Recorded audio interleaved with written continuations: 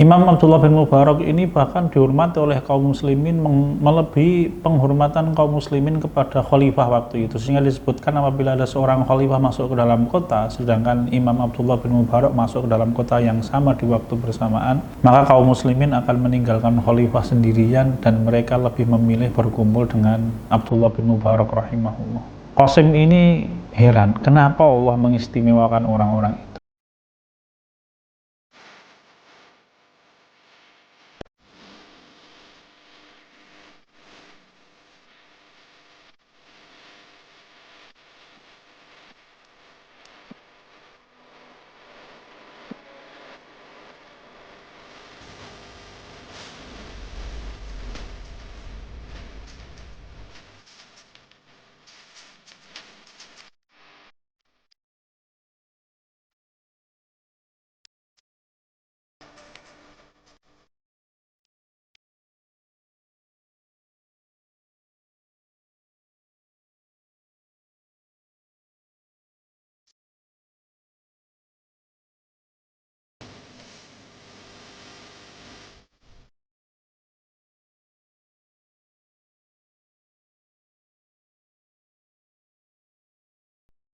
Bismillahirrahmanirrahim.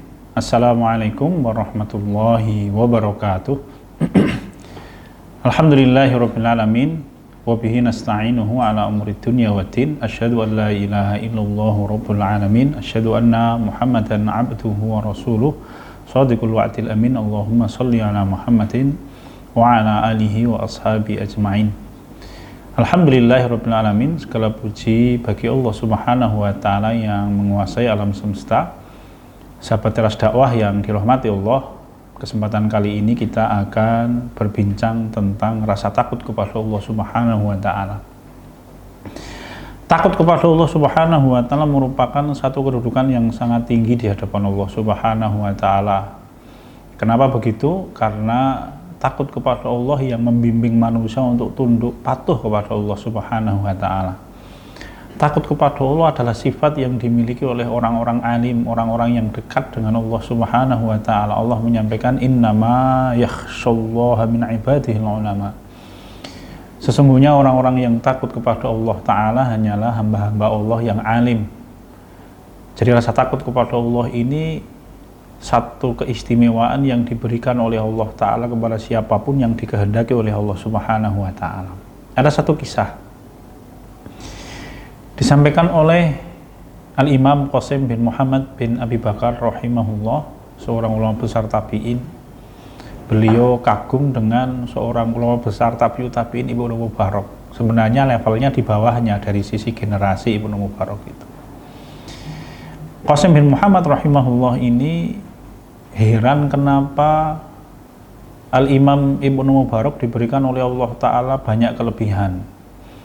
Beliau ini adalah orang yang mustajab doanya. Sampai dikisahkan suatu saat ada seseorang yang buta kemudian mendatangi beliau, ya, mencari beliau selama bertahun-tahun. Begitu bertemu kemudian menyampaikan, wahai Imam, aku buta, aku mohon kepadamu doakanlah agar aku sembuh dari kebutaan. Begitu didoakan maka kemudian orang itu sembuh saat itu pula, dan yang mengisahkan menyampaikan, aku melihat peristiwa itu. Imam Abdullah bin Mubarak ini bahkan dihormati oleh kaum muslimin melebihi penghormatan kaum muslimin kepada khalifah waktu itu, sehingga disebutkan apabila ada seorang khalifah masuk ke dalam kota sedangkan Imam Abdullah bin Mubarak masuk ke dalam kota yang sama di waktu bersamaan, maka kaum muslimin akan meninggalkan khalifah sendirian dan mereka lebih memilih berkumpul dengan Abdullah bin Mubarak rahimahullah. Qasim ini heran kenapa Allah mengistimewakan orang-orang itu. Sampai satu kesempatan Qasim bin Muhammad dan para ulama yang lain punya kesempatan mengadakan satu rihlah bersama dengan Al-Imam Abdullah bin Mubarak rahimahullah. Di dalam rihlah itu mereka berjihad bersama-sama, mereka berdakwah bersama-sama, beramar ma'ruf nahi mungkar bersama-sama, mereka sholat berjamaah bareng-bareng, kemudian mereka membaca Quran, saling mudzakarah. Dan Qasim mengatakan apa yang kami kerjakan sama dengan apa yang dikerjakan oleh Abdullah bin Mubarak. Sehingga dari sisi fisik Al-Imam Abdullah bin Mubarak tidak punya banyak keistimewaan dibanding dengan ulama-ulama besar waktu itu, tapi ulama loh ya, ini standarnya ulama, bukan orang awam seperti kita. Hingga suatu saat kemudian, suatu malam ketika para ulama ini sedang melaksanakan mudzakarah, lalu kemudian tiba-tiba lampu mati. Begitu lampu mati, penerangannya mati, maka semua orang, para ulama yang hadir sibuk untuk mencari lampu, mencari api demi menghidupkan lampu itu. Ketika lampu itu kemudian bisa dihidupkan kembali setelah mendapatkan api, Qasim bin Muhammad bin Abi Bakar rahimahullah mendapatkan keistimewaannya Al-Imam Abdullah bin Mubarak itu. Apa itu? Rupanya begitu lampu mati itu, semua orang sibuk mencari api untuk kembali menghidupkan lampu. Rupanya kegelapan malam itu mengingatkan Al-Imam Abdullah bin Mubarak rahimahullah dengan beratnya alam barzah. Sehingga ketika api didapat kemudian lampu dihidupkan, Al-Imam Qasim bin Muhammad bin Abi Bakar rahimahullah mendapatkan Abdullah bin Mubarak sudah duduk menyendiri dengan air mata yang menetes di pipi sampai bahkan membasahi jenggotnya, disebutkan begitu. Itulah rasa takut kepada Allah Subhanahu wa taala. Apalagi di dalam surat Ali Imran Allah menyampaikan bahwa takut kepada Allah itu syarat seorang mukmin, orang yang beriman kepada Allah harus takut kepada Allah. Allah menyampaikan a'udzubillahi minasyaitonirrajim fala takhafuhum wa khafuni in kuntum mu'minin. Allah menyampaikan fala takhafuhum, maka janganlah kalian takut kepada mereka, wa khafuni, dan takutlah kalian kepadaku, kepada Allah Subhanahu wa taala, in kuntum mu'minin. Syarat, harfu syarat Allah menyampaikan sebagai bentuk syarat. Kalau kalian beriman kepadaku, maka takutlah kepadaku. Sehingga apa? Tidak mungkin sifat takut kepada Allah ini hilang dari seorang mukmin, tidak mungkin. Dia akan selalu tertanam di dalam hati seorang mukmin apapun keadaannya, bagaimanapun keadaannya.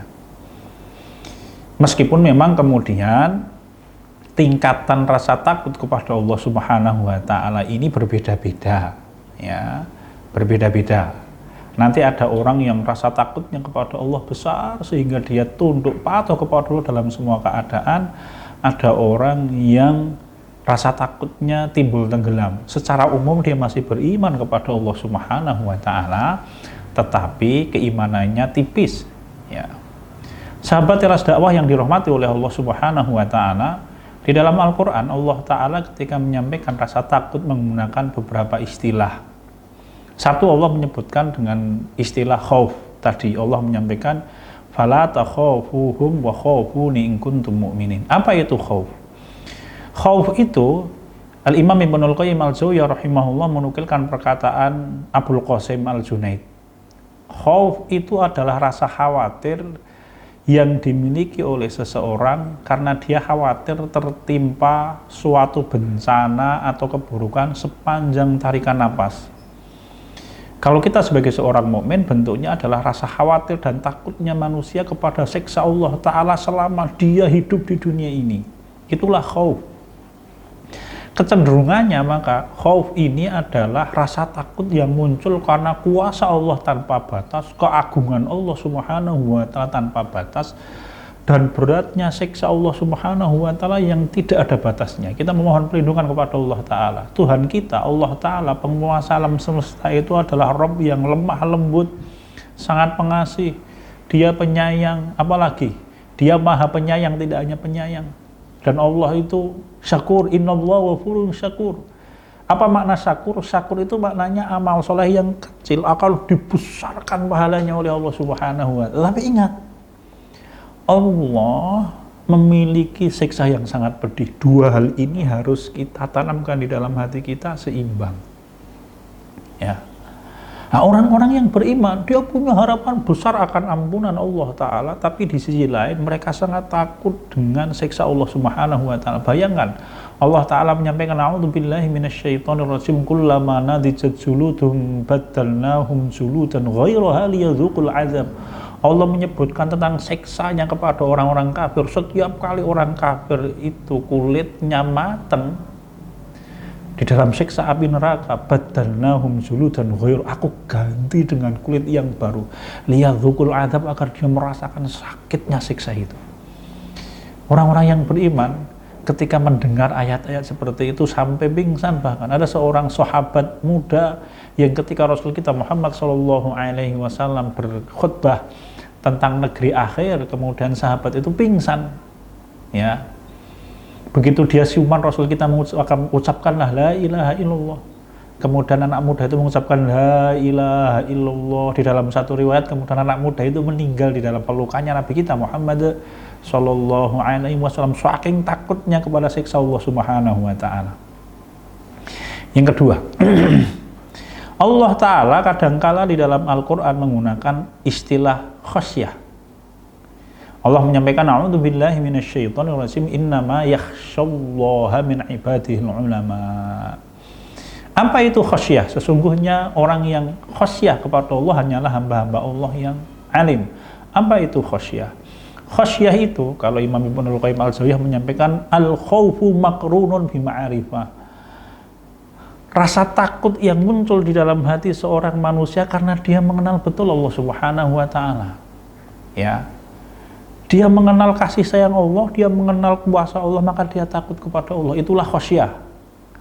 Bedanya antara khauf dengan khasyah itu seperti apa? Kalau pengibaratan yang disampaikan oleh Al-Imam Ibnul Qayyim al-Jauziyah, khauf itu seperti orang yang dia melihat, mengetahui bahwa musuh sudah datang untuk menyerbu. Maka yang dia kerjakan, dia lari menghindari musuh. Itu khauf.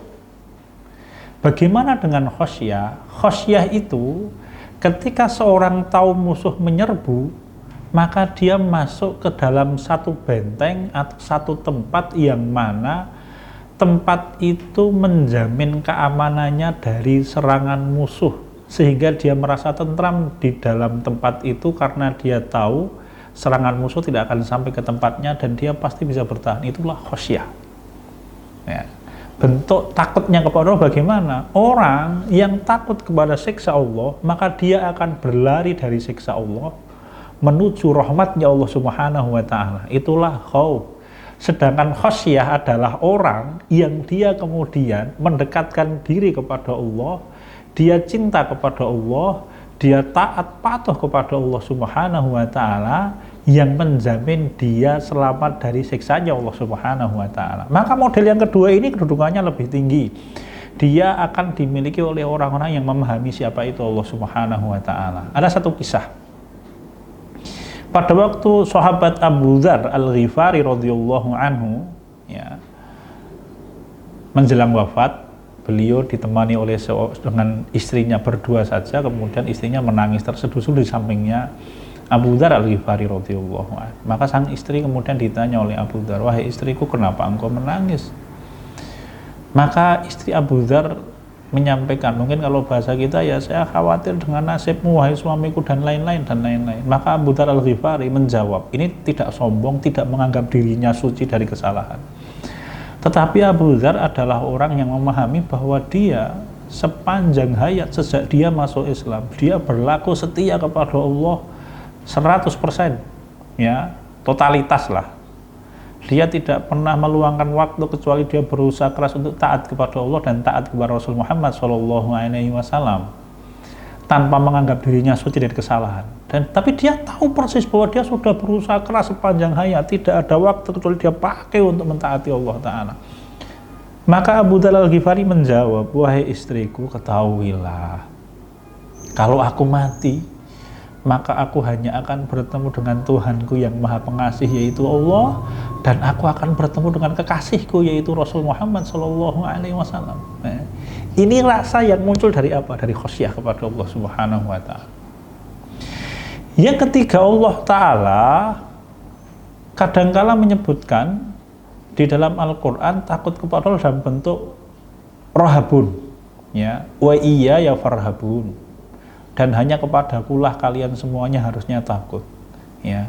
Rahbah ini maknanya adalah, Imam Ibnul Qayyim al-Jauziyah rahimahullah menyampaikan, seseorang meneliti sesuatu, setelah dia meneliti dengan detail, ya, akhirnya kemudian dia tidak suka karena dia tahu itu membahayakan dirinya, kemudian dia akan bergerak menjauh. Itulah rahbah, ya.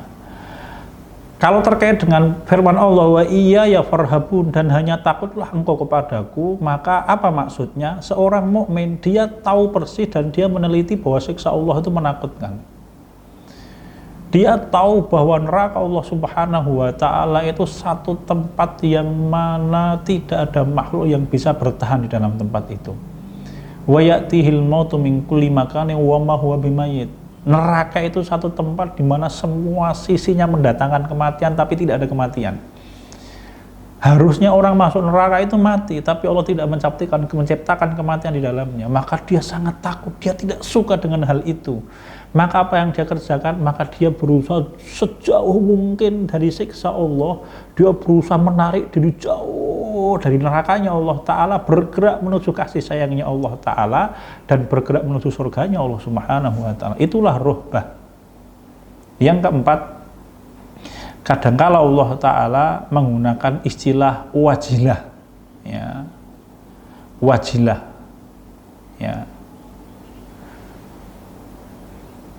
Apa itu wajilah? Wajilah itu adalah gemetarnya hati dan takutnya jiwa karena dia mengingat kekuasaan Allah Subhanahu wa Ta'ala yang tidak ada batas, ya. Allah Ta'ala menyebutkan wajilat qulubuhum, sifatnya orang-orang mukmin itu idza dzukirallahu wajilat qulubuhum. Ketika diingatkan dia dengan asmaullah, hatinya takut. Wajilah di sini adalah rasa takut, hati yang runtuh ketika dia mengetahui kekuasaan Allah Subhanahu wa Ta'ala yang sangat besar, dan ketika dia mengingat hukuman Allah Ta'ala yang berat yang Allah timpakan kepada orang-orang yang tidak beriman kepada Allah Subhanahu wa Ta'ala. Para sahabat teras dakwah yang dirahmati Allah Subhanahu wa Ta'ala, kita berharap kepada Allah, semoga kita adalah orang yang diberi oleh Allah rezeki rasa takut yang tertanam kuat di dalam hati kita setiap saat, karena ini nanti akan membimbing kita untuk taat, setia, berlaku baik kepada Allah sepanjang hayat kita. Semoga Allah merahmati kita dan memberikan kita kebaikan dunia akhirat. Walhamdulillahirabbil alamin. Subhanakallahumma wa bihamdika asyhadu an la ilaha illa anta astaghfiruka wa atubu ilaik. Walhamdulillahirabbil alamin. Wassalamualaikum warahmatullahi wabarakatuh.